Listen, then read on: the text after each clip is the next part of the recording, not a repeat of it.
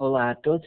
Antes de mais, quero agradecer a todos a vossa presença neste meeting, neste curso BIP, designadamente a EIDI, sobre património cultural e humanidades digitais, uma temática muitíssimo abrangente e dinâmica e, sobretudo, muitíssimo complexa, com muitíssimos matizes, muitas ferramentas, muita técnica, equipamentos desde os mais menos dispendiosos até os mais dispendiosos, equipamentos que estão ao alcance, na maior parte dos casos, de todos nós. É muito agradável e motivante poder contar com a vossa presença neste curso, neste evento, não é? E espero o que eu vos vou transmitir aqui hoje seja do vosso agrado e do vosso proveito e que possam utilizar parte desta informação na vossa educação, e nas vossas futuras carreiras, seja no património, na arqueologia, na história. São ferramentas fundamentais e indispensáveis para o estudo destas áreas das ciências humanas e sociais na atualidade. E é por isso e por muito mais que lutamos e promovemos estas atividades de formação. Gostaria ainda, antes de mais, de me apresentar. O meu nome é Gerardo Vidal Gonçalves, eu sou arqueólogo, sou historiador e dedico-me à arqueologia preventiva. A arqueologia pública, à investigação histórica, à arqueologia, sobretudo, da Alta Idade Média, num projeto que temos em meio rural, a projetos de investigação nas áreas da história, da arqueologia e valorização do património histórico e arqueológico. A minha formação inicial foi naturalmente em História, fiz também uma especialização em Arqueologia Pré-Histórica, sobretudo na área da arte móvel, da arte rupestre móvel, de caráter móvel. Possuo também um mestrado em Arqueologia e Ambiente e uma pós-graduação em Arqueologia Pré-História. Ao longo da minha formação e do meu trabalho, realizei diversas especializações, sobretudo nas áreas da dendrocronologia e dendroarqueologia, no Dalbiensel, na Suíça. Na Indiana State University, realizei ainda um estágio científico no IANIGLA, no CONICET, Instituto de Investigação, em Mendoza, na Argentina. Neste momento, trabalho sobretudo na arqueologia preventiva, na arqueologia de investigação, também tenho um projeto relacionado com a arqueologia industrial, com a mineração, nos séculos XIX e XX, em Sabrosa, diversos projetos de investigação e valorização em sítios arqueológicos, rurais, já disse, na Alta Idade Média e também época romana. Dedico-me também um pouco, nos últimos 6, 7 anos, às humanidades digitais, utilizando técnicas de levantamento do património arqueológico e histórico, baseadas sobretudo na fotogrametria, na aerofotogrametria e na modelação virtual de sítios e artefactos. Neste último âmbito, portanto, que eu me apresento aqui, ou seja, vou de forma simples deixar-vos algumas informações sobre o trabalho nas humanidades digitais, a digitalização multidimensional e a modelação digital, a captação de modelos digitais a partir de realidades, objetos reais, como é que fazemos esse processo, como é que se consegue digitalizar um objeto em 2 dimensões, em 3 dimensões, e com outros aspectos relacionados com a temática do património cultural. Espero que esta pequeníssima formação vos ajude e vos desperte o interesse por esta fascinante área do saber, as humanidades digitais e a sua relação com o património cultural, como é que o podemos identificar, registar, preservar, valorizar e dinamizar. É por isso que estas áreas das novas tecnologias da informação são tão importantes para as ciências humanas e sociais, é o que vamos ver já a seguir.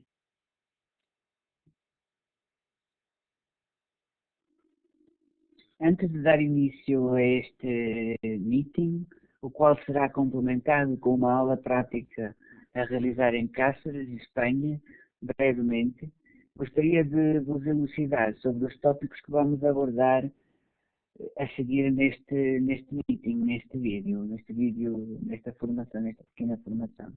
Em primeiro lugar, vamos abordar a temática do património, o conceito de património e a sua importância para todos nós. Seguidamente, também importaria falar um pouco sobre a relação entre o património cultural e as humanidades digitais, naturalmente centrando-nos nas humanidades digitais, alguns conceitos e a sua abrangência. Falaremos também das chamadas novas tecnologias da informação, a digitalização, os tipos de digitalização, a digitalização 2D, a digitalização 3D, a digitalização multidimensional de artefactos e de monumentos, os recursos disponíveis e os equipamentos necessários, as interfaces, a teoria e a prática, ou seja, basicamente, como fazer as coisas, o que é que precisamos para digitalizar um objeto, para digitalizar um monumento, não só precisamos para a nível de equipamentos, o que é que precisamos, mas depois o que é que precisamos para processar essa informação que é captada através dos equipamentos.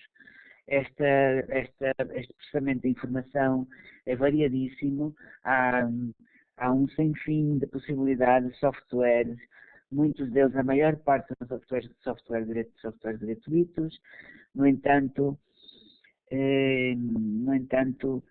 vamos analisar bem, vamos trabalhar bem só com um, para que possamos entender, e depois eu forneço uma lista daqueles mais que vocês podem descarregar na internet, e portanto vamos seguindo por aí.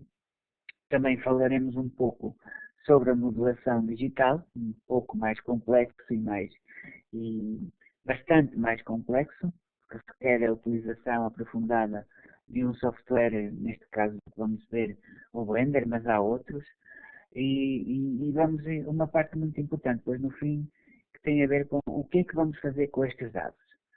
O que é que vamos fazer com isto? Para que serve isto? Como é que podemos utilizar? E qual é que é o objetivo e o fim?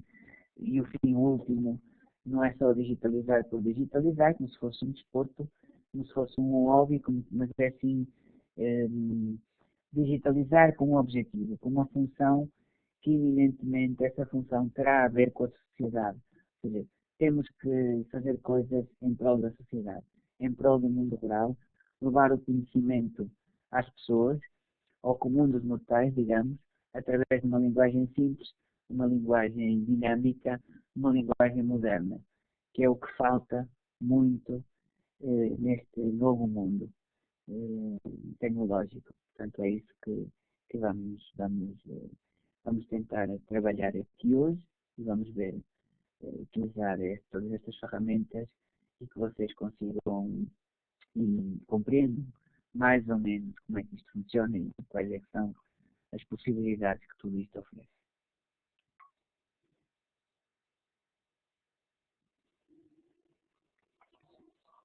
Portanto, como tinha dito há pouco, interessa primeiro falar um pouco, antes de entrarmos nas humanidades digitais, na digitalização, na modulação, todas estas coisas super técnicas, super informatizadas, onde se passa do analógico para o digital. Depois já vamos voltar um pouco mais atrás para tentar ver o que é que se passa, o que é que se passou, o que é o analógico e como é que vira analógico, como é que se desenvolve o analógico e passa para o digital, o que é que significa isto tudo do digital e do analógico, quais é que poderiam ser as vantagens de um e as vantagens de outro, mas isso ficará para outra oportunidade. Vamos falar um pouco de património.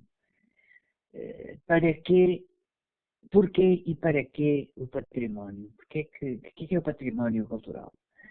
O património cultural é um termo, é um conceito que se centra, sobretudo, numa definição extremamente básica, simples, mas no fundo, muito complexa. Complexa porque envolve imensas realidades. Múltiplas realidades, múltiplas sensações, conhecimentos alargados, grupos sociais diferentes, um pouco por todo o mundo, mas resumindo, o património cultural refere sobretudo, trata-se de um conjunto de bens.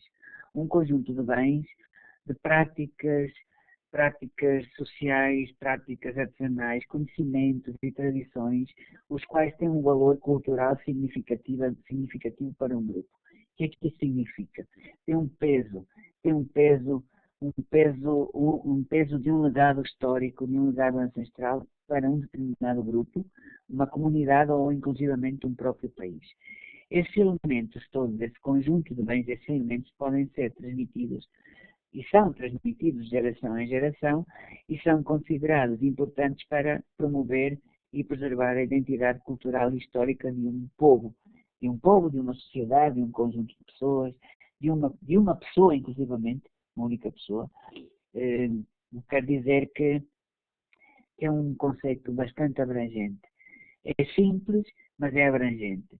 Não é assimilável na sua generalidade, na globalidade, por todas as pessoas. Todas as pessoas têm uma ideia do que é o património cultural, mas se formos questionar alguém que nos defina o que é o património cultural, vamos ter imensos conceitos, imensas ideias, umas mais difusas, outras menos difusas, mais certas, outras menos certas.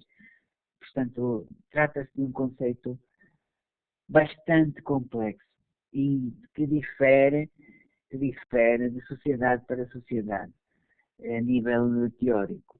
No entanto, podemos assumir que o património cultural pode ser dividido genericamente em duas categorias principais. Duas categorias importantes, dois troncos principais e comuns, porque interagem uns com os outros. Em primeiro lugar, um desses elementos, um desses troncos tem a ver com o património cultural tangível, o que se pode tocar, o que se pode sentir, o que está frio, o que está quente, e este património tangível pode incluir objetos físicos, deve incluir objetos físicos, construções que tenham um valor histórico, um valor cultural, um valor artístico.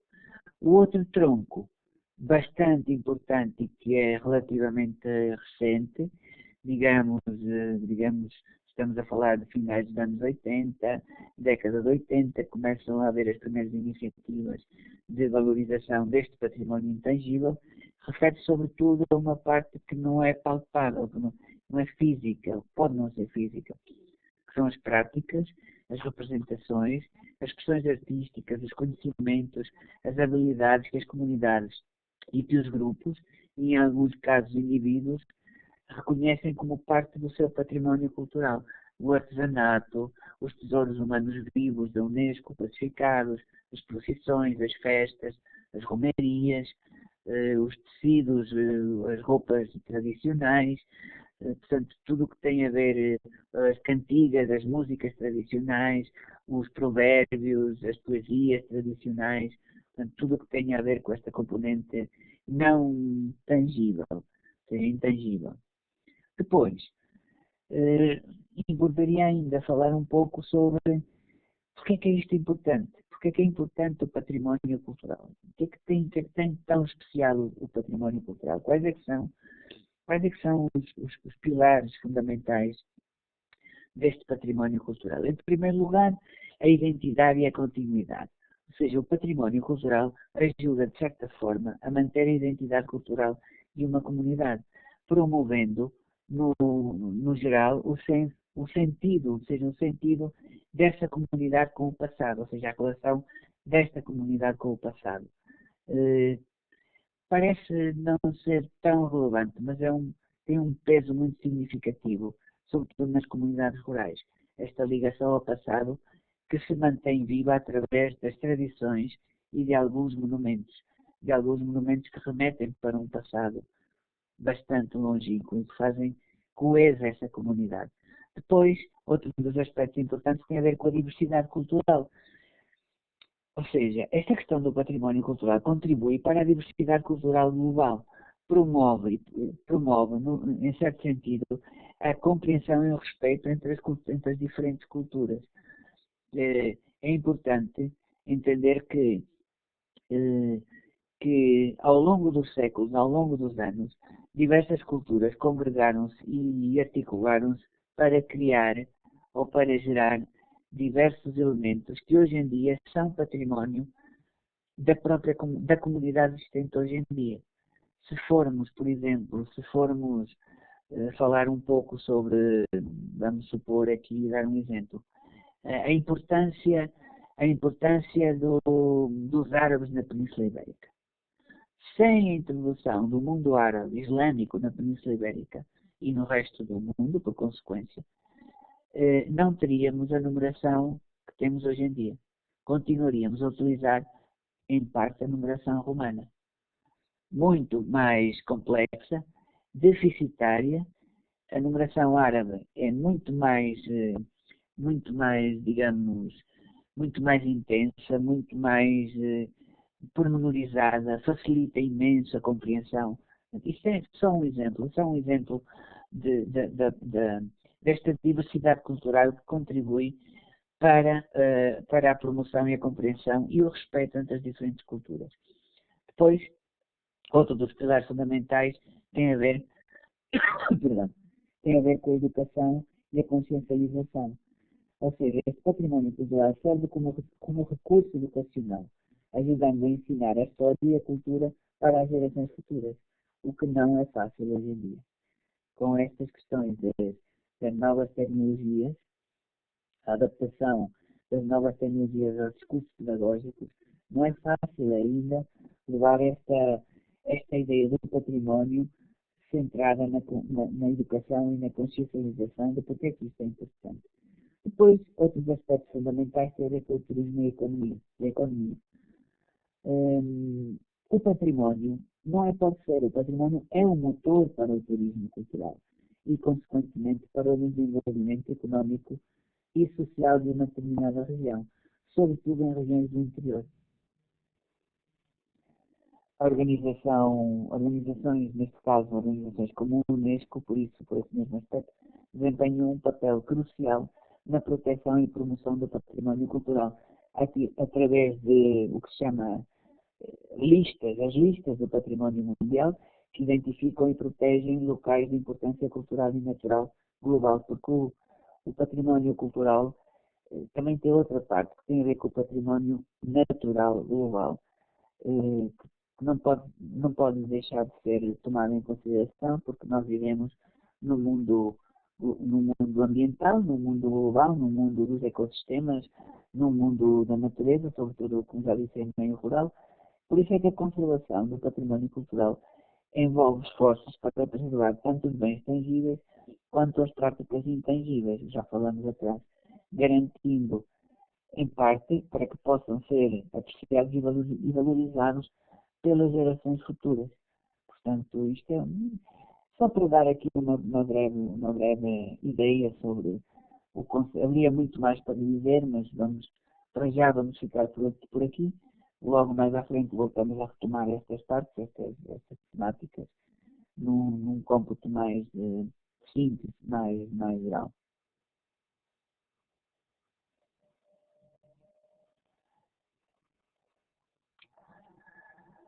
Portanto, vamos agora falar um pouco do mix, da relação entre o património cultural e as humanidades digitais.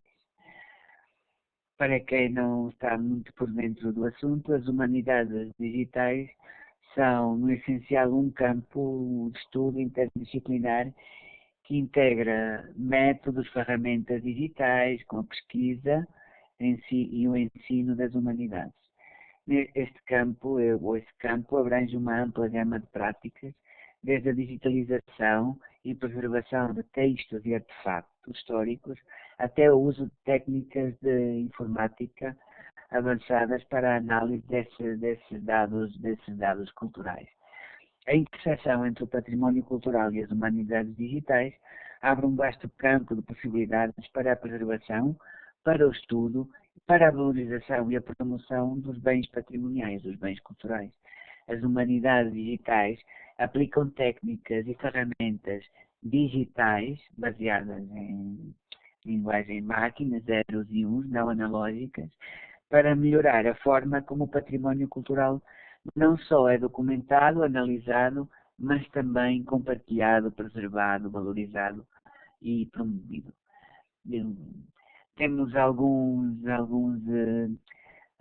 exemplos, algumas formas pelas quais esses dois campos se podem complementar.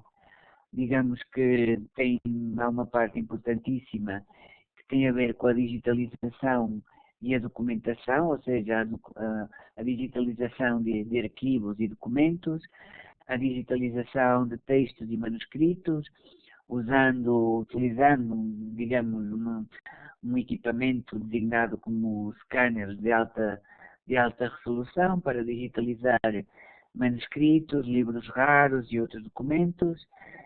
Nós, na Associação de História e Arqueologia de Sabrosa, temos um laboratório de digitalização de documentos. Estamos a trabalhar na digitalização do acervo documental do património geológico do município de Sabrosa, do arquivo municipal. Entretanto, também temos outro item fundamental, que tem a ver com artefactos culturais. Também podemos digitalizar artefactos. Enquanto os livros e os documentos são digitalizados utilizando a técnica do 2D, da digitalização 2D, duas dimensões, a digitalização de artefactos culturais, de peças, de ferramentas, instrumentos musicais, artefactos arqueológicos, pinturas, quadros, enfim, coisas materiais. Podem ser digitalizados utilizando a tecnologia de digitalização 3D. Ou seja, o que é que isto significa? Que vamos digitalizar não em duas dimensões, mas em três dimensões, que é latitude, longitude e Z, profundidade. Ou seja, temos três campos de digitalização para criar o que se chama modelos digitais detalhados. Para isso, podemos utilizar várias técnicas. Uma das mais importantes é a chamada fotogrametria e posterior moldagem ou modelação 3D. Isto aplica-se, sobretudo, estas técnicas aplicam-se não só a artefactos histórico-arqueológicos, mas também a sítios arqueológicos e monumentos, edifícios históricos. A captura de imagens aéreas e terrestres para criar modelos tridimensionais de sítios arqueológicos e monumentos. Utilizamos, como já referi agora mesmo, dois tipos de captação de dados, uma captação de dados através de um drone, que é a chamada fotogrametria aérea, e a captação ou complementação da informação através da fotogrametria terrestre, de edifícios ou sítios arqueológicos. Posteriormente, captada esta informação e transformada esta informação numa espécie de modelo digital, modelo digitalizado do sítio, podemos proceder à chamada modelação tridimensional dos objetos, que vamos ver a seguir. Objetos, artefactos, edifícios, monumentos, igrejas, capelas, ermidas, uma série de elementos construídos. Basicamente, da forma mais simples de explicar este processo, utilizamos, entre outras coisas, podemos utilizar uma câmara fotográfica.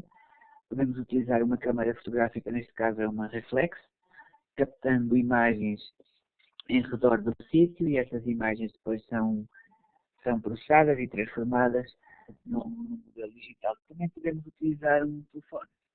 Também podemos utilizar um telefone celular com uma câmara fotográfica e fotografar o sítio, o monumento ou o artefacto, e depois essas fotografias irão ser processadas com um software específico para obter um modelo digital da informação. Depois, continuando, podemos fazer a análise e pesquisa da documentação digitalizada, através da análise dos textos, da comparação, criar um corpo digital, a criação de grandes bases de dados textuais para possíveis análises linguísticas, históricas, literárias, utilizar também ferramentas de análise, o uso de ferramentas como o Boiate, o Boiate Tools para análise de padrões, tendências e relações com textos históricos. Também outro aspecto importantíssimo tem a ver com os chamados sistemas de informação geográfica, que fazem parte toda esta componente também das humanidades digitais. Não é bem das humanidades digitais, são técnicas e métodos aplicados às humanidades digitais. Os sistemas de informação geográfica permitem-nos fazer um mapeamento histórico através da digitalização e georreferenciação de cartografia antiga, cartografia do século XVI, século XVII, século XIX, século XX, e poder relacionar esta cartografia no espaço e procurar padrões, procurar sítios arqueológicos ou históricos desaparecidos, e são indicados nesta cartografia histórica. Portanto, isto é uma parte muito importante. Nós trabalhamos também, que é a parte dos sistemas de informação geográfica aplicados aplicados à história e à arqueologia. Depois, outra parte importante é as humanidades, as chamadas humanidades geoespaciais, ou seja, o estudo das redes de comunicação e interação social entre os diferentes períodos históricos e comunidades. Isto é fantástico, este tipo de análise. Só é possível utilizando estas novas tecnologias de informação, onde é muito importante a questão dos sistemas de informação geográfica. Depois, uma das partes mais importantes, que é a preservação e o acesso a esta informação. Os arquivos digitais e as bibliotecas virtuais são fundamentais, poupam imenso tempo, imenso trabalho, são extremamente importantes para quem está a fazer pesquisa, não só pesquisa científica, mas também para quem está a fazer estudos, tese de mestrado, tese de doutoramento, para os professores universitários, para os professores universitários ligados à componente mais das humanidades, das ciências sociais e humanas. Pronto, é uma boa ferramenta, uma excelente ferramenta, porque, como já disse, poupar imenso tempo e imenso dinheiro na pesquisa. Depois há outra parte importantíssima que tem a ver com a realidade virtual e aumentada. Através dos modelos digitais podemos criar o que chamamos de experiências imersivas, desenvolvimento de experiências de realidade virtual e realidade aumentada, para explorar sítios arqueológicos, museus de forma interativa, reconstruções históricas e uso de tecnologias de realidade aumentada, para recriar e visualizar eventos e ambientes históricos, mas também para a educação e divulgação, como já tínhamos referido antes, fundamentais estas tecnologias para os recursos educativos digitais. As plataformas de e-learning, desenvolvimento de cursos e materiais educativos online sobre o património cultural e a história e a geologia, aplicativos interativos para smartphones, sites, uma série de projetos colaborativos, a relação entre comunidades, associações de vários países, para poder contribuir para o estudo e a valorização do património cultural nos vários países. O que chama o engajamento social, ou seja, como congregar esforços para que as sociedades se mantenham coesas, unidas através da informação e das novas tecnologias. Basicamente, podemos falar de uma série de projetos europeus, por exemplo, o Europeano, uma plataforma digital que fornece acesso a milhões de itens digitalizados nas coleções de bibliotecas, museus, arquivos da Europa, o Google Arts e o eCulture, projetos de digitalização de obras de arte, exposições virtuais, permitem explorar os museus, as coleções globalmente disponibilizadas através de um computador ou de um smartphone. Um projeto interessantíssimo, designado como o DPLA, o Digital Public Library of America, uma biblioteca digital que oferece acesso gratuito a milhões de itens de bibliotecas, arquivos e museus dos Estados Unidos. E depois o British Library in Graduate Archives Program, iniciativa para digitalizar e preservar coleções de arquivos ameaçados de extinção. São uma série de elementos que importa referir. Os benefícios não vale a pena voltar a referir, porque ficou bem patente, bem claro, bem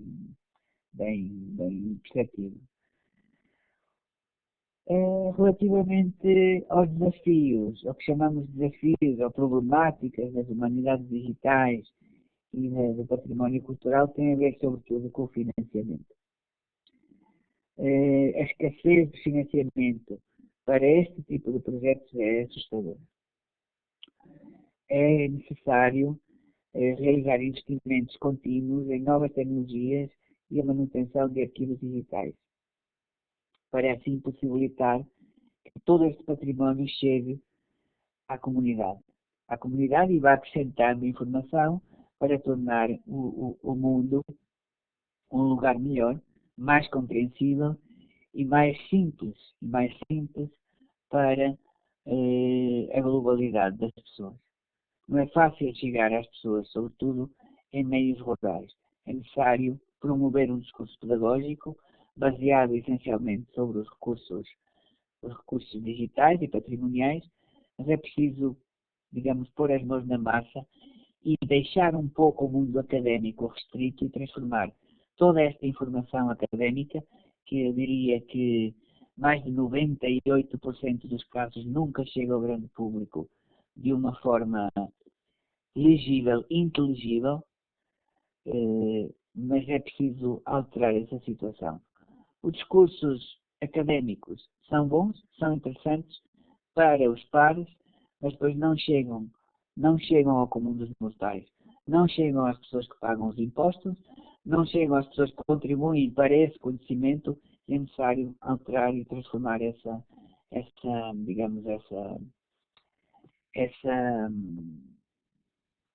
esse processo. É preciso esforçar-nos um pouco mais para, através das humanidades digitais, levar este conhecimento às pessoas que realmente estão no terreno, às pessoas que realmente necessitam de ser informadas, necessitam de compreender o seu passado e necessitam de sentir-se parte desse passado.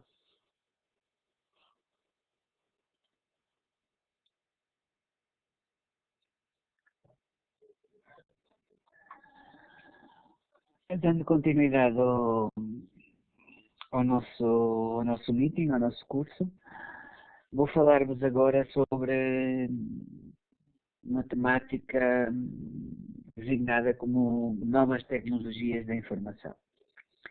E gostaria de dizer que é um tema bastante abrangente. As novas tecnologias da informação, ou designadamente as TI, estão a transformar hoje em dia todos os aspectos da nossa vida moderna, incluindo a forma como trabalhamos, como comunicamos, como aprendemos e interagimos com o mundo, com tudo o que está à nossa volta. É uma temática muitíssimo abrangente que escapa muito à compreensão da maior parte das pessoas, dos investigadores nas áreas das ciências humanas e sociais. É um tema complexo, vindo das ciências da computação, das ciências da física, de umas áreas das ciências exatas, das ciências naturais também. É uma temática complexa. O que nos interessa a nós é como utilizar esses recursos, como utilizar essas possibilidades e não tanto, aliás, não nada mesmo, como conceber esta tecnologia. Interessa-nos é como podemos utilizar isto e de que forma é que isto pode ser mais proveitoso para o nosso trabalho nas áreas das ciências humanas, das ciências sociais, da arqueologia, da história, da antropologia, da etnografia, da etnologia, da sociologia, da demografia, da economia, das ciências políticas, portanto, uma série de áreas bastante abrangentes e que podem tirar partido destas chamadas novas tecnologias e que tiram partido destas chamadas novas tecnologias da informação. Em primeiro lugar, e como é evidente, teríamos que mencionar uma coisa chamada AI, a inteligência artificial, ou seja, a aprendizagem do equipamento, da máquina, a automatização dos processos, a utilização da inteligência artificial para automatizar tarefas repetitivas e aumentar a eficácia do trabalho, a análise de dados, inteligência artificial e ML, para analisar grandes volumes de informação, a identificação de padrões e, através da identificação de padrões, fazer, digamos, fazer previsões sobre esses padrões. Assistentes virtuais, por exemplo, temos o exemplo de uma coisa chamada Siri para o, o, digamos, o telefone da Apple, depois temos a Alexa e o Google Assistant, que utilizam necessariamente a linguagem natural para interagir com os usuários. Com os usuários. Outro aspecto interessantíssimo e importantíssimo é o chamado IoT, ou seja, a Internet das Coisas, Internet of Things. As aplicações são variadíssimas. Temos as casas inteligentes, dispositivos conectados que permitem um controle remoto da iluminação, da segurança, do aquecimento, portanto é dar aso à imaginação. As chamadas cidades inteligentes, infraestruturas urbanas ligadas para melhor gestionar os recursos de transporte, a segurança pública, também na saúde, dispositivos que permitem transmitir informação em tempo real, ou em operações, em questões mais em âmbito médico, o blockchain, as aplicações das criptomoedas, são os contratos inteligentes, contratos digitais, autoexecutáveis. Há uma coisa fantástica e espetacular que é a informática na nuvem, a computação na nuvem, as aplicações para os dados, para o armazenamento de dados. Tem um caso disso o Google Drive, o Dropbox, o Amazon S3, permite armazenamento e acesso a dados em qualquer lugar. Isso é fantástico para a investigação e para o estudo e para a divulgação. Os serviços de software, o SaaS, softwares com serviço acessíveis via internet, o Microsoft Office 365, o Salesforce, o Adobe Creative Cloud, portanto, infraestruturas como os serviços IaaS, como a Amazon Web Service, o Microsoft Azure, o Google Cloud, oferecem infraestruturas de tecnologia de informação escalado sobre pedidos, sobre necessidades. Também a realidade aumentada, a realidade virtual, as aplicações para o entretenimento e jogos, experiências imersivas, jogos de realidade virtual, aplicações de realidade aumentada, educação e ensino, simuladores de realidade aumentada, uma série de turismo de património cultural, tours virtuais, reconstruções históricas, usando a inteligência artificial e a realidade virtual e as simulações em realidade aumentada também.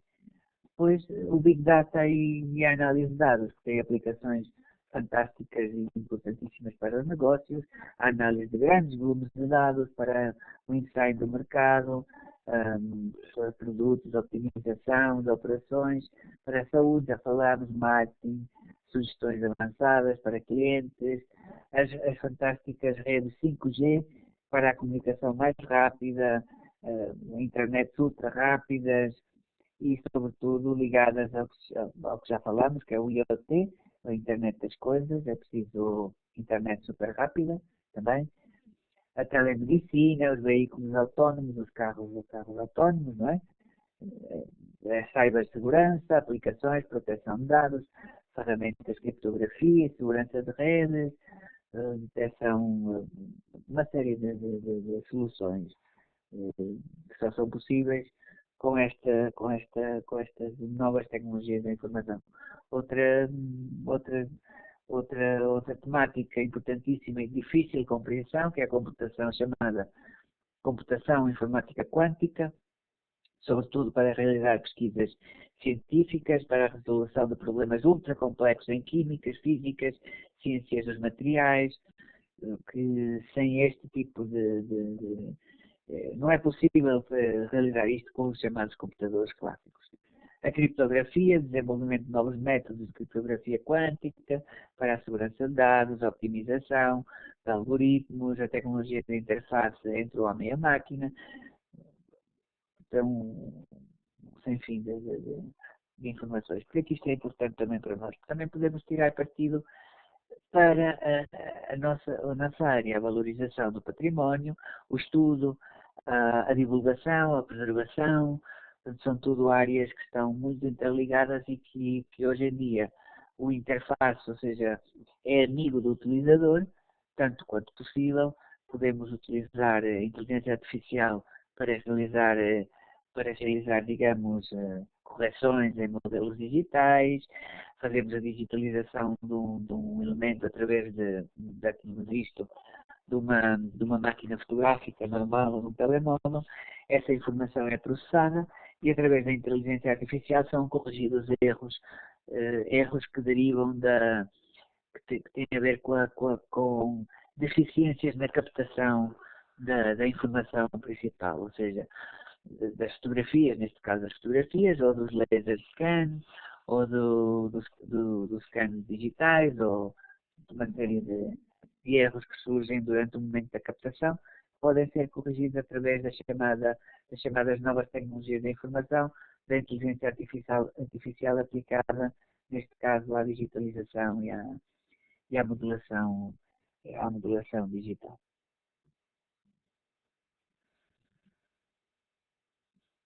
Portanto, para dar continuidade aqui a este meeting, a este curso, vou propor-vos agora que nos debrucemos um pouco sobre a digitalização. O que é, digamos, o que é a digitalização? Do que é que falamos quando falamos de digitalizar? Digitalizar é digitalizar um artefacto, digitalizar um documento, digitalizar um sítio arqueológico, uma igreja, uma catedral, uma, uma ermida, um castelo, uma casa, uma porta, quase tudo o material pode ser digitalizado. É evidente que para digitalizar um artefacto é preciso uma tecnologia, um equipamento. Para digitalizar uma catedral, uma igreja, um edifício, qualquer outro elemento de grandes dimensões, é preciso outro tipo de equipamento.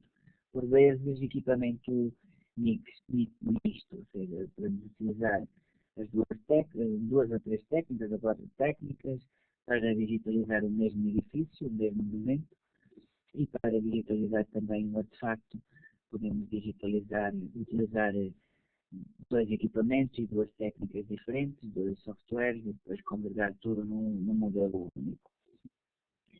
Não é uma tarefa simples, não é uma tarefa fácil, mas é uma tarefa que é compensatória, compensa no final. Eu vou só mostrar aqui alguns exemplos de algumas coisas que fizemos no âmbito de projetos que temos estado a desenvolver. Neste caso aqui vou-vos mostrar uma reconstrução virtual de um sítio arqueológico que estamos a escavar perto de Lisboa, portanto, na Lourinhã, que é um projeto que tem a ver com uma outra entidade, que é a Eros Limitada, que é uma empresa de arqueologia para a qual também colaboro, e foram encontradas neste sítio diversas estruturas que correspondem muito provavelmente a estruturas de época romana bem preservadas com materiais arqueológicos fantásticos, e a partir da digitalização do sítio arqueológico, das estruturas arqueológicas identificadas, realizamos uma reconstrução virtual que hoje em dia está lá no sítio, num painel, e que é possível observar e visualizar através de um QR Code, um código para visualização da realidade virtual. Eu vou só pôr aqui em andamento o vídeo que nos permitirá observar e perceber melhor do que é que estamos a falar. Portanto, isto é o modelo que estamos a ver agora, é o modelo digital de parte da área da escavação. Agora estamos a ver a finalização através de um outro modelo digital das estruturas identificadas a vermelho, pois com base nesta identificação e neste modelo digital, reconstruímos parcialmente as paredes da estrutura habitacional. Portanto, isto é a elevação do modelo digital, utilizando para este fim específico um software open source que é o Blender. Fizemos com base na ilustração arqueológica, pormenorizada, no levantamento fotogramétrico com o drone, no levantamento fotogramétrico com máquina fotográfica SLR, portanto o reflexo digital de alta definição. Fizemos o levantamento da digitalização da estrutura através da fotografia, tanto terrestre como aérea, e a partir deste modelo digital previamente criado, importamos este modelo para o software específico e fizemos a reconstrução multidimensional das estruturas que porventura existiriam no local. Evidentemente que a altura das estruturas é uma previsão, não temos indicações da altura das próprias paredes, mas teoricamente fizemos uma possível, uma previsível extrapolação e obtivemos um modelo digital que neste caso é facilmente assimilável pelos visitantes, pelos turistas, pelos alunos das escolas, pelos interessados. Transforma o sítio num sítio mais perceptível, mais dinâmico. Temos outro exemplo que eu vou mostrar a seguir, também no mesmo sítio, o sítio arqueológico de São Lourenço dos Francos, na Lourinhã também, outro projeto da Aeros Environmental Research and Science Consulting, em parceria com a Câmara Municipal da Lourinhã. Neste caso, no mesmo sítio, identificamos em escavações arqueológicas, identificamos 2 lagaretas romanas para fazer azeite, e fizemos o levantamento digital destas lagaretas através da fotogrametria, neste caso terrestre, pormenorizada em alta definição, com máquinas fotográficas de alta definição, e através das fotografias captadas fizemos um modelo digital das lagaretas, e a partir desse modelo digital, importamos esse modelo digital para um software específico de modelação, e fizemos uma animação tridimensional que eu já vou pôr aqui. Assim. Pronto, isto é um modelo digital das 2 lagaretas, são 2 lagaretas construídas, esculpidas em calcário, para a produção de azeite, provavelmente de azeite. Como podem ver, o modelo digital bastante pormenorizado, depois fizemos a correção, portanto isto tem os modelos, isto é tudo à escala, os modelos têm erros de aproximadamente 0,05 milímetros. Fizemos vários modelos, integramos os modelos e conseguimos um modelo bastante aproximado da realidade. Isto é só para vos mostrar um dos exemplos do que podemos fazer.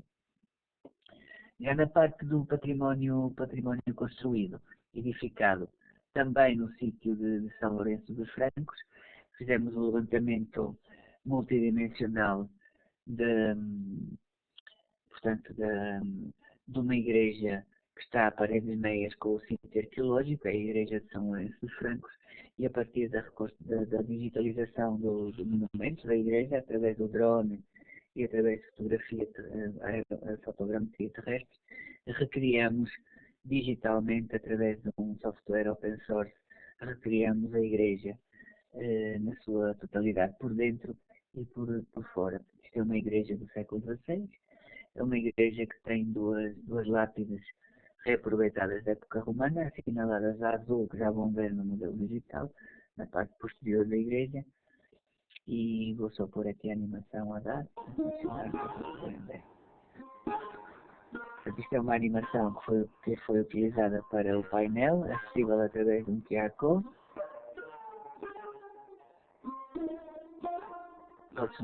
neste caso utilizamos um som, uma música. Aqui a azul são as duas aras romanas reutilizadas na parte posterior da igreja, na Capela Mor. Isto é o interior da igreja, também fizemos a digitalização através da fotogrametria terrestre do interior da igreja. Fizemos a colocação de elementos que faltavam também através da modelação digital. Isto é o telhado, também fizemos a reconstrução do telhado. Tudo isto está feito à escala 1 para 1. É só para ficarem com uma ideia do que podemos fazer com esta parte da realidade das humanidades digitais e da digitalização do património. Outro dos exemplos onde não utilizamos, digamos, modelação foi o levantamento que fizemos num sítio de um santuário pré-histórico, mesmo no centro da Lourinhã. Trata-se de um santuário de culto, um santuário proto-histórico no centro da cidade. Digamos que está praticamente ao abandono, não tem tido qualquer processo de valorização. O único processo de valorização foi este trabalho de digitalização e publicação de um artigo que fizemos, porque de resto não tem qualquer placa, não tem qualquer sinalização, portanto está lá. As entidades competentes não decidiram que não tem tanta importância, mas do nosso ponto de vista é extremamente importante porque é um dos únicos santuários no distrito de Vila Real. Eu vou só pôr o vídeo para que possam ver a abrangência geral do sítio. Portanto, é um santuário, tem um conjunto de escadas, tem vários tanques, 4 tanques de sacrifício, tem os estribos para a colocação de corrimãos ou de outras estruturas. Isto é um modelo digital feito única e exclusivamente com fotogrametria terrestre. Depois fez a correção fotogramétrica com base em escalas reais e foi importado para uma aplicação de visualização de modelos digitais, o Sketchfab, onde podemos aplicar filtros, podemos alterar as cores, podemos pronunciar certos elementos pouco perceptíveis. Isto é só um exemplo para que possam ver quais é que são as potencialidades deste tipo de ferramenta.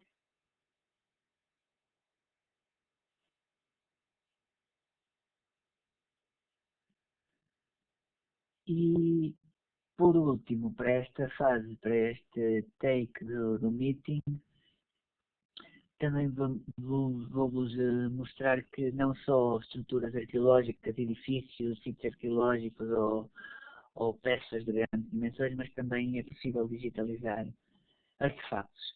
Neste caso vou-vos mostrar a digitalização de uma fivela visigótica em bronze, recolhida num sítio arqueológico, o qual faz parte de um projeto de investigação na área da história medieval, da arqueologia medieval, no sítio da necrópole das Touças, situado em Sabrosa, em trás do Monte de Alto Douro.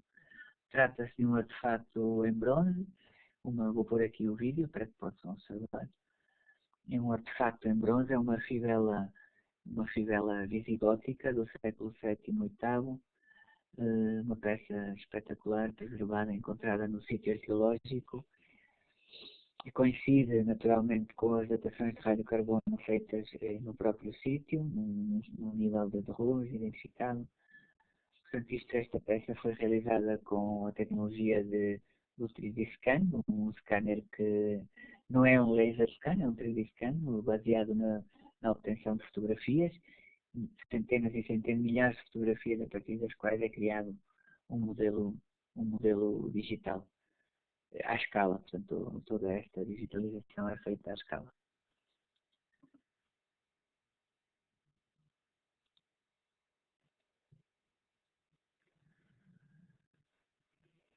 Vamos agora trabalhar na digitalização multidimensional. O que é que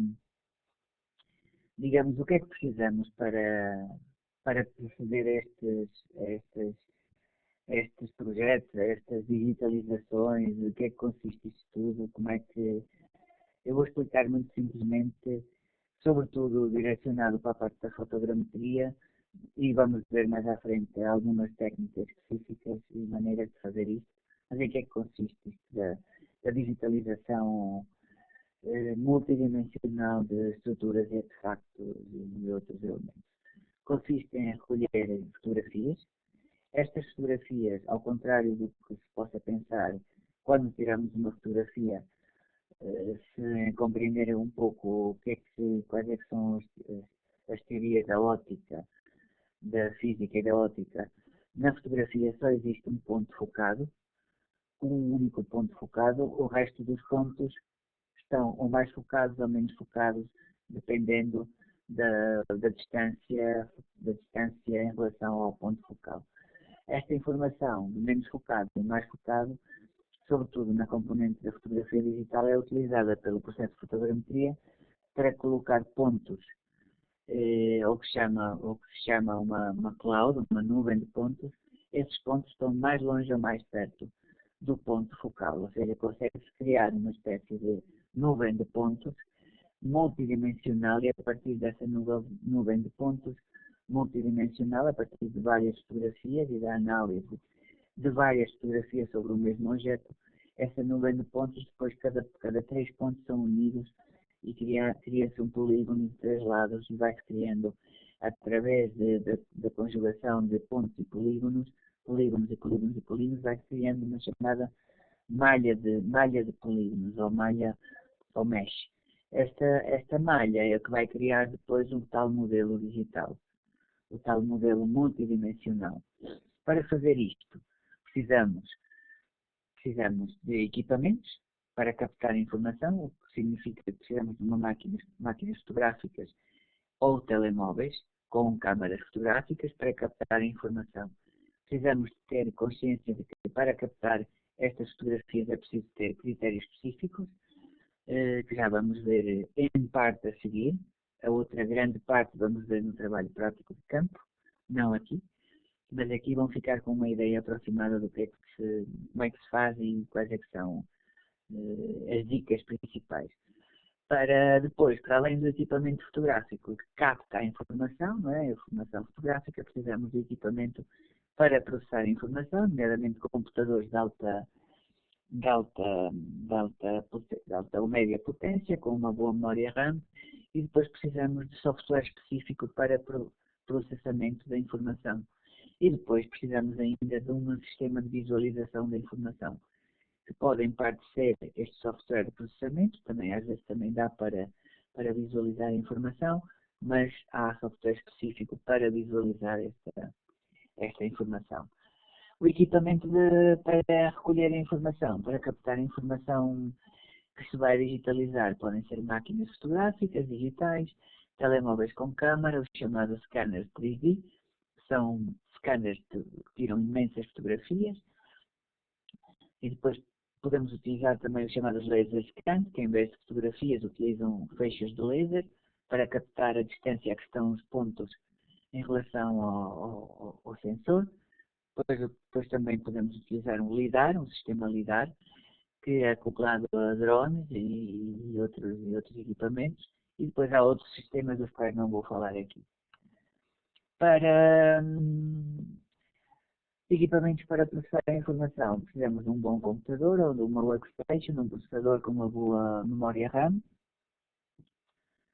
Depois, falando um pouco, muito rapidamente, sobre o software para processamento da informação, o software de fotogrametria é um software que vai pegar nas fotografias que pretendem capturar as várias faces do objeto que pretendemos digitalizar, e vão analisar essas fotos e primeiro vão encontrar padrões na mesma fotografia. Depois vão comparar duas fotografias e encontrar padrões nas duas fotografias. Depois vão tentar encontrar padrões nas várias fotografias e tentar relacionar as várias fotografias com base numa análise da proximidade entre os vários pixels focados, os não focados, menos focados, mais focados, e vão criar depois no fim uma chamada nuvem de pontos. A partir dessa nuvem de pontos é que se vai criar a tal malha de digitalização.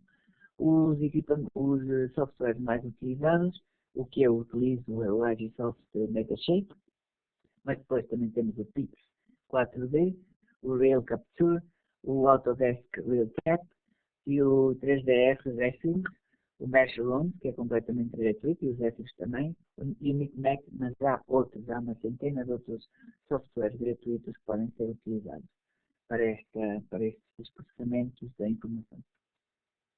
Depois, para visualizar a informação, temos também vários softwares. Existem, sobretudo no mercado, softwares gratuitos muito bons, espetaculares, fantásticos. O que eu aconselho é o Blender, que é um software completamente gratuito. Depois tem o Autodesk 3D Max, que é pago, muito caro. O Autodesk Maya. O SketchUp, que é um software que permite importar não é um software, é um visualizador online, que permite importar os modelos para o visualizador e até um certo limite de peso dos modelos é gratuito. A partir de um determinado peso ou número de modelos já se tem que pagar, mas é um excelente visualizador. Depois o Cinema 4D, o Unreal Engine, depois o Unity, que é espetacular para fazer a realidade virtual, realidade aumentada, pronto, outros, o V-Ray também, é só um exemplo para terem uma noção. E vamos falar a seguir da fotogrametria.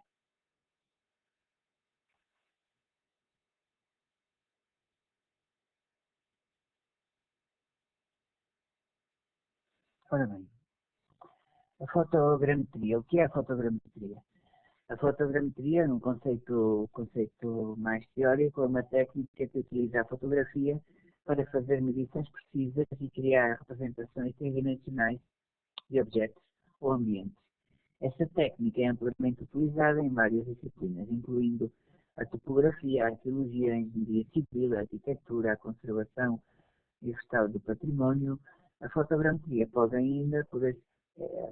ser aplicada em escalas variadas, desde pequenos objetos, como já vimos, até grandes áreas geográficas, utilizando sobretudo drones e outros equipamentos mais sofisticados. Eu queria falar um pouco da fotogrametria, porque, ao contrário do que se possa pensar, a fotogrametria permite, criando modelos digitais multidimensionais, permite-nos obter uma imagem tridimensional do objeto. Essa imagem tridimensional do objeto já era conhecida antes de existirem as fotografias digitais e toda esta revolução digital. A fotografia aérea oblíqua permitia ter a noção com o chamado estereoscópio, sobretudo utilizado pelo exército e pela força aérea, permitia, através do estereoscópio, com duas fotografias aéreas tiradas de forma oblíqua, permitia observar através do estereoscópio e ficar com uma noção tridimensional do território. Porque essas duas fotografias eram tiradas de forma oblíqua e permitiam que, através da observação do estereoscópio, que alterava o ângulo de visão, digamos o paralaxe da visão, permitíamos obter uma visão estereoscópica do território. Isso era importante porque uma coisa é vermos uma coisa 2D e outra coisa é vermos um objeto de forma multidimensional. A digitalização, a fotografia digital, permitiu aplicar uma técnica inovadora, que é a fotogrametria, utilizando fotografias tiradas à volta de um objeto ou em torno do objeto, e com base nessas fotografias, com uma simples câmara destas, com uma câmara reflex, ou então, como já tínhamos visto, com um telemóvel. Não, esta que eu tenho aqui é uma câmara bastante antiga, mas que poderia ser utilizada teoricamente para fazer a chamada fotogrametria ou fotografia estereoscópica antiga, mais analógica, vá, mas com um telemóvel. Também podemos fazer chamada fotogrametria. A fotogrametria, o que vai fazer, o processo de fotogrametria, o que vai fazer é pegar em várias fotografias digitais, não é? Analisar as fotografias e, com base nos pixels e na focagem de cada um dos pixels, não é? Criar uma relação entre o pixel focado e os pixels menos e mais focados, criar uma distância entre cada um destes pixels e converter estes pixels numa nuvem de pontos através da relação entre as várias fotografias. Eu percebo que é um conceito um pouco complicado, mas na prática já vamos ver, ou iremos ver, sobretudo no campo, na parte prática, como é que isto funciona. Mas para fazer a fotogrametria precisamos, sobretudo, de um equipamento digital que consiga captar fotografias.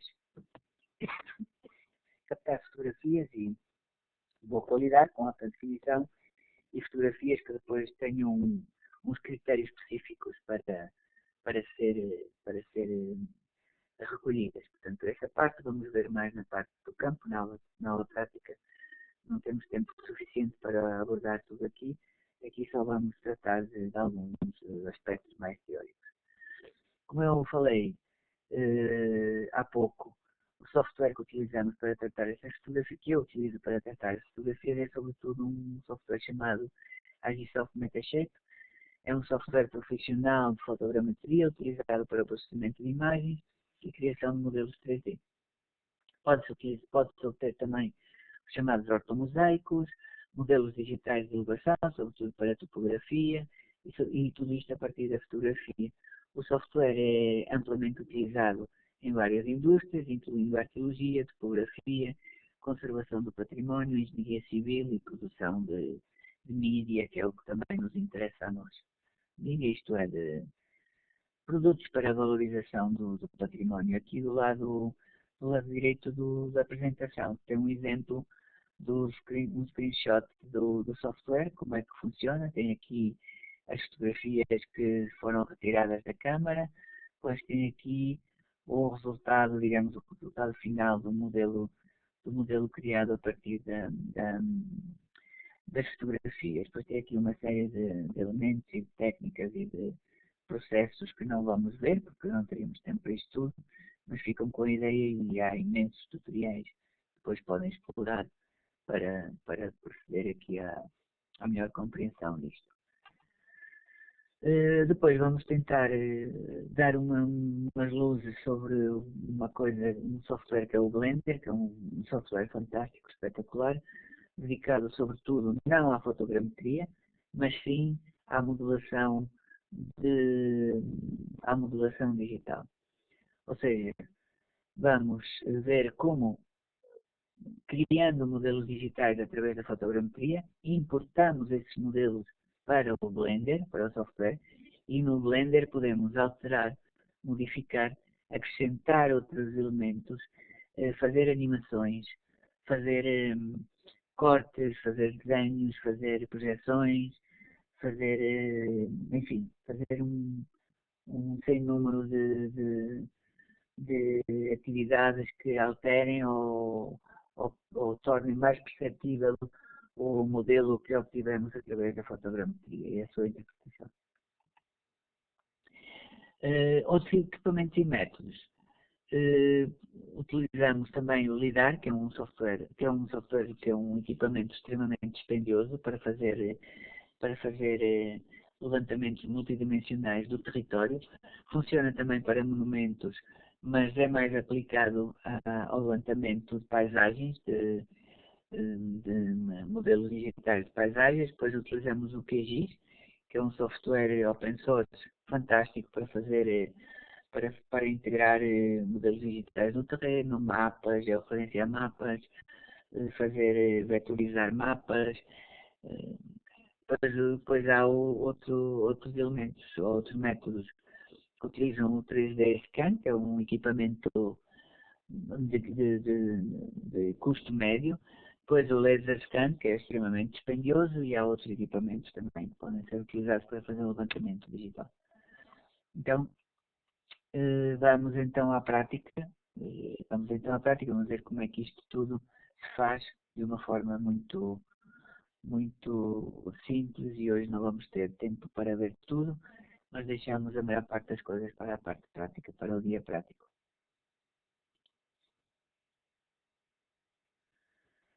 Vamos então, vamos então à prática. À prática, veja, vamos ter uma sessão prática no próximo mês em Espanha. Vamos digitalizar ou tentar digitalizar um edifício, um artefato e depois processar a informação. Basicamente, como já tinha falado, já tinha referido, a fotogrametria, a digitalização multidimensional, pura e simples, consiste na recolha fotográfica, digital neste caso, de elementos materiais. Ou seja, o que é que vamos fazer? Vamos tirar fotografias preferencialmente sem que existam sombras que se alterem no objeto a fotografar. Vamos fotografar o objeto através de uma máquina fotográfica, seja do telemóvel, seja uma máquina destas. Se for uma máquina destas, convém que se faça uma leitura inicial conforme a iluminação do ambiente que se vai fotografar, fazer uma leitura inicial da velocidade e da abertura da máquina captada e depois tentar utilizar o modo manual e fixar a abertura e a velocidade e tirar as fotografias sempre com a mesma abertura e com a mesma velocidade ao longo de todo o objeto, de todas as captações do objeto. Importa referir que cada fotografia tirada deve cobrir mais de 25% da área da fotografia anterior. Temos que evitar que, como já referi na captação das imagens na fotografia, se verifiquem sombras e alteração de sombras. Se houver sombras, as sombras têm que ser difusas, temos que tentar que as sombras apresentadas sejam difusas, ou seja, o que é que isso significa? Significa que será melhor tirar fotografias, quando fazemos fotografias em ambiente exterior, com o céu nublado. Ou seja, quando não há nuvens, as sombras ficam rígidas. Quando há nuvens e quando o céu está nublado, as sombras ficam difusas, o que é melhor para a fotografia, para a fotogrametria. Com base nesta informação, eu vou passar aqui uma pequena animação de qual é que será o processo em dois casos específicos, portanto, para fotografar edifícios e depois para fotografar objetos, para obter modelos fotogramétricos. Não se esqueçam que o importante é obter boas fotografias, porque um bom modelo digital depende quase exclusivamente da captação de boas fotografias com técnicas adequadas e tomando em consideração as melhores dicas para fazer a recolha fotográfica. Eu vou só pôr aqui esta animação para vocês perceberem do que é que eu estou a falar. Portanto, isto é uma animação da recolha de imagens para a fotogrametria, para a criação fotogramétrica de uma parede de um edifício, neste caso interno. Portanto, a fotografia tem que ser feita perpendicular à parede, sempre perpendicular à parede, tentando captar cada fotografia, tentando cobrir 25% da fotografia anterior. Portanto, isto é só um exemplo prático de como é que se tem que fazer 2 varrimentos ou 3 varrimentos, depende da qualidade do modelo que queiramos e da capacidade do computador ou do computador utilizado. Quanto mais fotografias tirar mais pormenor vamos ter, mas também mais capacidade mais capacidade necessita o processador para fazer o trabalho. Vou-vos mostrar aqui no seguinte vídeo mais para terem uma ideia da sobreposição das fotografias. Portanto, o que temos aqui nas paredes são as fotografias captadas e, como podem observar, cada fotografia cobre 25% da fotografia anterior.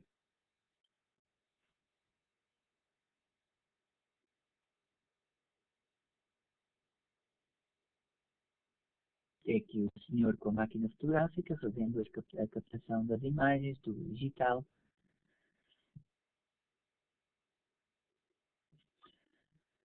Um erro muito comum é colocarmos no centro da habitação, no centro do monumento, e começar a partir do centro a tirar fotografias em círculo à volta do monumento. Isso não vai funcionar.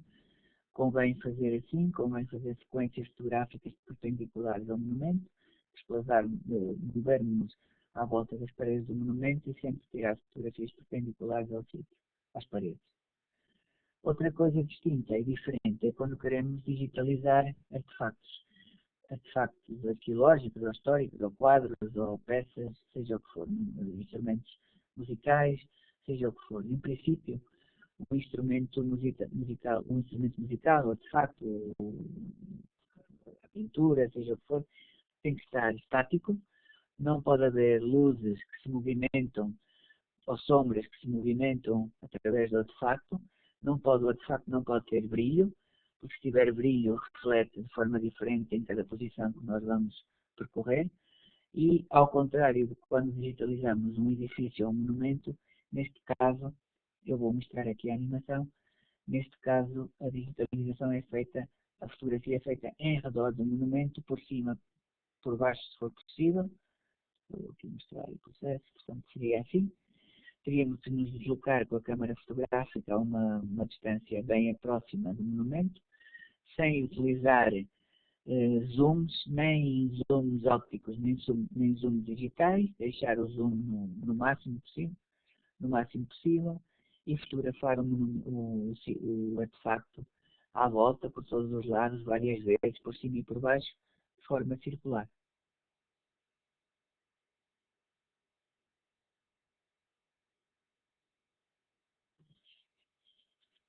Novamente, voltamos a fazer o mesmo, não alteramos a abertura nem a velocidade, nem a distância focal nem a objetiva.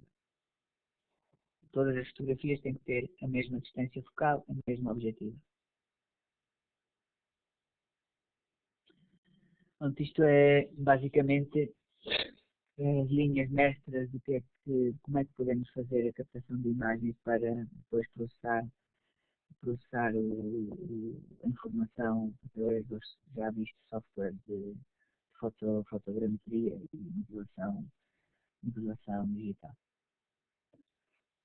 Olá novamente, vamos mostrar agora de uma maneira muito sumária como é que funciona um software de fotogrametria. O que é que vai fazer o software? Vai pegar nas fotografias que a gente vai importar, fotografias retiradas de câmaras digitais, câmaras de telemóvel, que envolvem um objeto ou contornam um edifício, tiradas, como já referi, com dicas específicas e metodologia específica.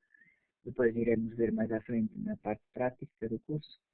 E pegam nestas fotografias e vão analisar todas as fotografias e principalmente vão encontrar relações entre as fotografias e vão criar uma chamada nuvem de pontos.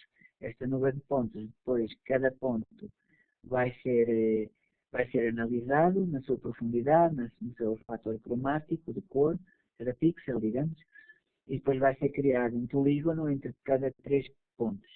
Esses 3 pontos vão criar este tal polígono e depois com a junção de outros polígonos, centenas e centenas de polígonos, vão criar uma chamada mesh, ou uma estrutura, uma malha virtual, uma malha de território virtual.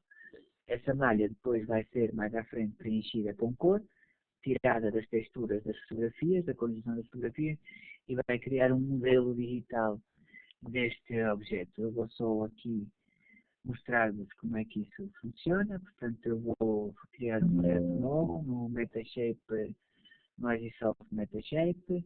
Vou importar aqui as fotografias. Aqui, deixem-me ver onde é que estão as fotografias que eu tirei com o telemóvel. Deixem-me ver onde é que elas estão. Estão aqui, estas fotografias. Estas fotografias foram tiradas com o telemóvel, com este telemóvel, com uma definição relativamente baixa. Vou só fazer aqui, vou só alinhar principalmente as fotos, fazer o alinhamento das fotos, e este alinhamento vai criar o que se chama de nuvem de pontos. Ele vai analisar cada fotografia, vai analisar cada pixel, vai ver a relação entre os pixels e a distância e o foco de cada pixel e vai criar uma nuvem de pontos, ou seja, uma distribuição de pontos pelo espaço tridimensional. Feito isto, mais de metade do processo estará concluído, ou seja, temos que ver depois se a nuvem de pontos está razoável, se queremos depois continuar com o processo. Já está. Portanto, estas fotografias que aqui estão são de um busto, uma obra de arte, de um busto de Miguel Torga, que se encontra no espaço Miguel Torga, em São Martinho de Anta. Portanto, as fotografias foram tiradas com o telemóvel, envolveram todo o busto, não é? Como podem ver. Aqui é um exemplo das várias fotografias, podem ver todos os lados, de cima, de baixo. Algumas não estão bem focadas, porque a iluminação não é a melhor para este tipo de trabalhos. Portanto, agora vou-vos mostrar o busto, como ficou. Portanto, isto é o busto, ou a nuvem de pontos do busto, Miguel Torga. Depois, para processar a informação, vamos tentar criar a chamada nuvem de pontos. Nuvem de pontos já está criada, a nuvem de pontos densa, ou seja, a complexificação através da interpolação desta nuvem inicial. É a partir desta nuvem de pontos mais refinada que se vão criar os polígonos, não é? Que vão unir três pontos, três pixels, três pontos, convenhamos. Vamos deixar isto é relativamente rápido. Não vamos fazer os passos todos a seguir, porque já vamos ficar aqui com uma ideia do modelo digital que foi criado a partir da fotografia. É claro que as fotografias foram tiradas conforme umas técnicas específicas, temos que evitar certas coisas, mas isto depois na parte prática já vamos ver melhor. O computador precisa ter alguma capacidade de memória RAM e de processador. Placa gráfica também é importante, muito importante. Vamos ver, isto demora alguns segundos. Só para ficarem com uma ideia de como é que isto tudo a partir das fotografias tiradas com este telemóvel, especificamente. Só aguardar mais segundos. 30% concluído, 34%. Está quase. Vamos aguardar.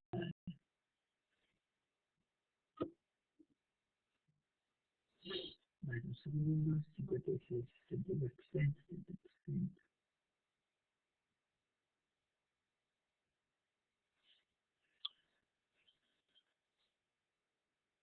Há outro software, não é? Este não é o único, há outros gratuitos, bem fiáveis, bem com boa qualidade. Podemos fazer imensas experiências para começar. Isto é o que eu estou a fazer aqui, é uma parte ínfima do que se pode fazer com isto. Estes procedimentos da fotogrametria e da... Ora bem, cá está. Vamos ver, cá está. Cá está o busto. Estas imperfeições que aqui estão podem ser removidas. Isto tem a ver com a fraca iluminação, com as condições ambientais do espaço. Tudo isto influencia. Se quisermos, podemos remover estes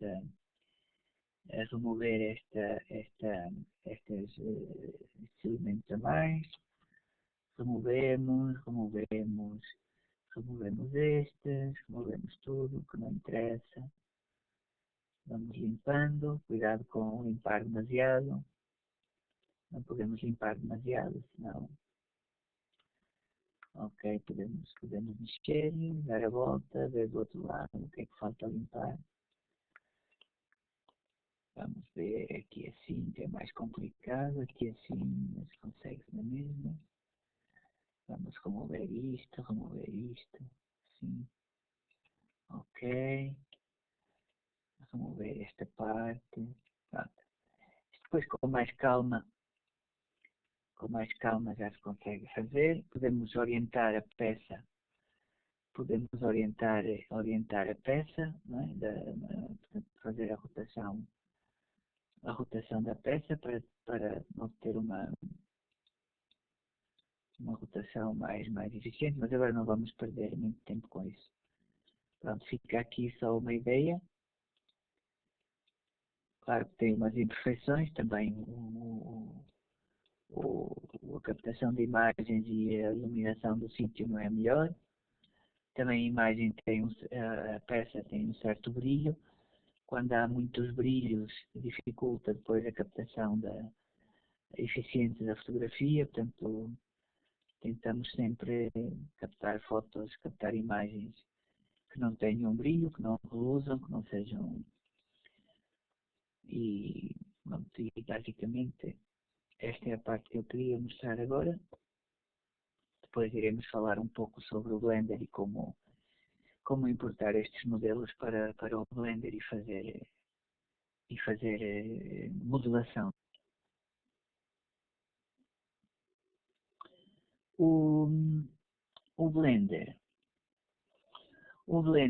como eu tinha referido, é um software, não é uma aplicação, um software de fotogrametria, é um software de modelação digital,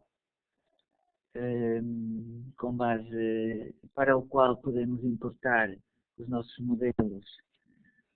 modelos digitais criados através da fotogrametria, e aqui podemos tratar e trabalhar estes modelos digitais, criando extrapolações, criando muros, fazendo escultura digital, fazendo animação, introduzindo personagens, enfim, o software é um pouco complexo, não vamos ter tempo aqui hoje de abordar questões técnicas sobre processamentos e sobre métodos e como criar elementos, iluminação, ferramentas, cubos, paredes. Não vamos fazer nada disso porque não temos tempo para isso. Podemos depois, eventualmente, na parte prática, abordar um pouco este software. Porque para estudar e para fazer um curso sobre Blender precisaríamos, no mínimo, de 6, 7 meses de estudo sobre este software e sobre as potencialidades que este software tem. Mas gostaria, no entanto, de vos mostrar aqui isto é o que eu queria falar com vocês, que eu queria mostrar-vos a interação entre os modelos fotogramétricos criados, neste caso, a partir de um drone. Isto é um trabalho feito numa ermida em Espanha, na Igreja do Salvador, em Espanha, perto de Cáceres. Foi um levantamento feito há 2 anos, penso eu, há 1 ano, num projeto, numa iniciativa que tivemos, fizemos um levantamento digital com drone.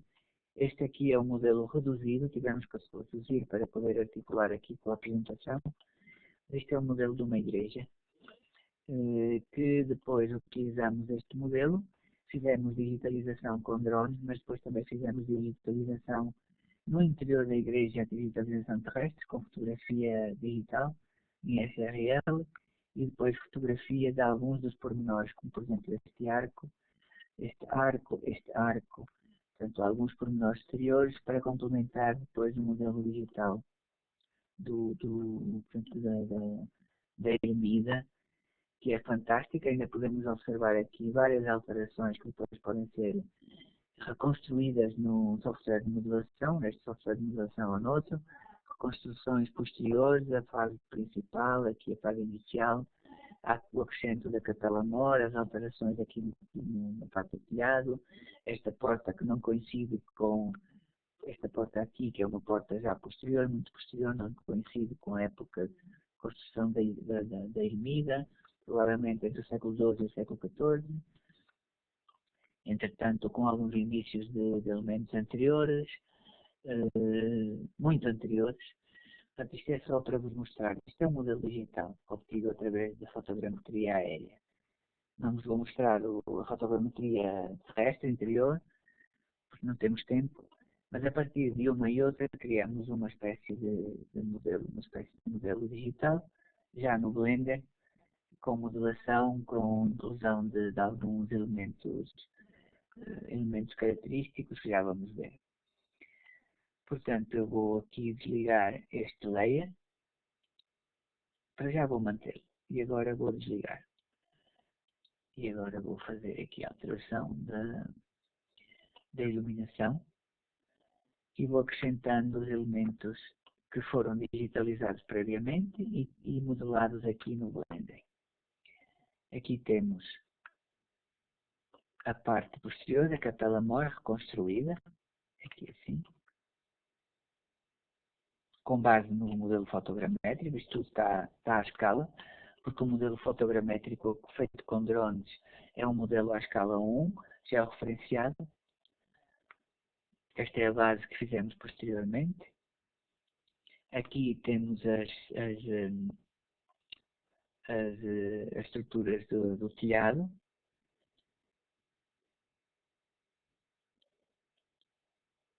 Portanto, isto é digamos, uma visão de o modelo digital fotogramétrico e depois o modelo digital modelado, construído a partir do modelo fotogramétrico, tanto em fotografia aérea, com drone, como em fotografia terrestre, dentro da igreja e fora da igreja. E temos aqui a estrutura exterior já modelada, parcialmente modelada. Isto é um elemento prévio, é um elemento provisório, e temos ainda a possibilidade de colocação no próprio modelo de outros modelos mais pormenorizados, feitos com fotografia terrestre, de elementos arquitetónicos, como por exemplo esta porta aqui. Esta porta aqui foi feita através da fotogrametria terrestre. O pormenor, posteriormente fizemos a medição da estrutura real, portanto da porta real, e a medição depois digitalmente, e o erro da largura da porta comporta 0,05 milímetros, 0,5 centímetros, ou seja, meio milímetro. Portanto, podemos ficar aqui com a ideia das possibilidades que existem da utilização destas técnicas mix da fotogrametria e depois da modelação através de softwares de open source, como é este caso do Blender. Poderia mostrar outros exemplos mais interessantes. Vamos deixar agora, vou fechar agora esta parte. Outro dos exemplos, outra das ideias que podemos aqui ilustrar é a digitalização de artefactos. Neste caso, foi um sarcófago da necrópole medieval das Tofas, que foi feito no sítio, mesmo in situ, através da fotografia fotogrametria terrestre. Fizemos o levantamento digital do sarcófago à escala real. Depois o sarcófago foi modelado através da escultura digital para criar a concavidade, o receptáculo, porque o sarcófago não estava concluído. E então, através da escultura digital, criamos aqui uma parte do relevo do sarcófago. Podemos fazer modelação, podemos alterar. Tudo isto pode ser manualmente, como também pode ser feito com dados reais, ou seja, podemos colocar dados reais na profundidade, na largura, dados retirados através da escalação arqueológica. Portanto, tudo isto é um mundo de possibilidades. Depois podemos modelar, podemos colocar iluminação, podemos alterar, podemos colocar artefactos à volta, integrar isto no modelo do sítio arqueológico, no modelo integral do sítio arqueológico. Então, um sem fim de possibilidades que temos ao nosso dispor. Só para vos mostrar, só para vos dar algumas ideias de como é que isto pode funcionar.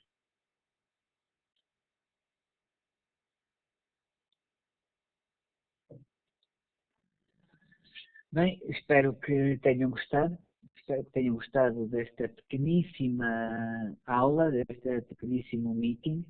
E espero que possamos ver na aula prática e para podermos em conjunto desenvolver alguns destes conhecimentos, aprofundar um pouco mais na prática como é que fazemos as fotografias para fazer a fotogrametria. Eu vou levar o equipamento necessário, vamos em conjunto proceder à digitalização, à importação dos modelos digitais para o Blender e fazer algumas alterações, modificações, acrescentos e talvez alguma animação para que possam depois tirar partido desta formação nos vossos trabalhos, como dissemos no início, e nas vossas formações, porque são recursos fundamentais e indispensáveis para o vosso trabalho.